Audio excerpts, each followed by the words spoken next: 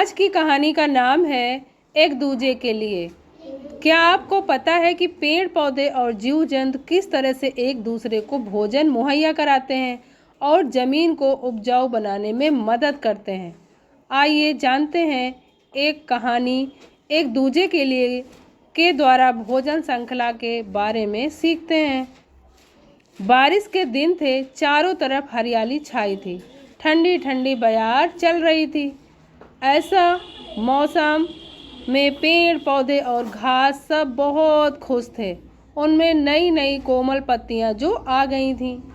चारों ओर खुशियों का आलम था। उसी समय भेड़ बकरियों का एक झुंड वहां आ धमका। उन्हें देखते ही पेड़ पौधे घबरा गए। खुशियों का माहौल डर व घबराहट में बदल गया। भेड़ बकरियों ने ढेर सारे पेड़ पौधे चट कर डाले। उन्होंने जी भर कोमल कोमल पत्तियां खाईं। अब भेड़ बकरियां बहुत खुश थीं। उनका पेट जो भर गया था। अचानक भेड़ियों के गुर्राने की आवाज़ें आने लगी, जिसे सुनकर वे जाग उठी। देखा कि भूखे भेड़ियों का एक झुंड वहां था, जिसने चारों ओर से उन्हें घेर रखा था। वे घबरा गईं, जान बचाने इधर उधर भागने लगी। भेड़िए उनके पीछे पीछे भाग रहे थे। चारों ओर भागम भाग मची थी। भेड़ियों ने कुछ बकरियों का शिकार कर लिया। अब भेड़िए बहुत खुश थे।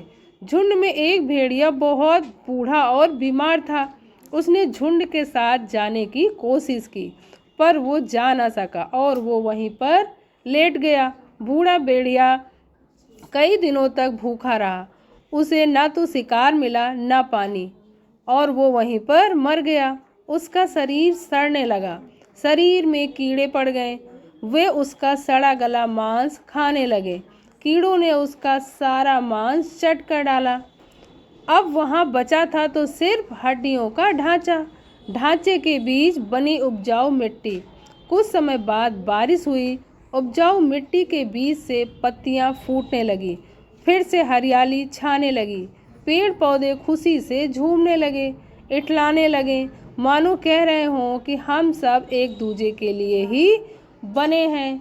तो बच्चे, जितनी भी हमारे यहाँ पर ये पेड़ पौधे हैं, पशु पक्षी, जो भी चीज़ें हैं हमारे पर्यावरण में, वो सब एक दूसरे पर निर्भर हैं। वो सब एक दूसरे के लिए ही बने हैं। तो आज की कहानी कैसी लगी? क्लैपिंग हो जाए एक बार।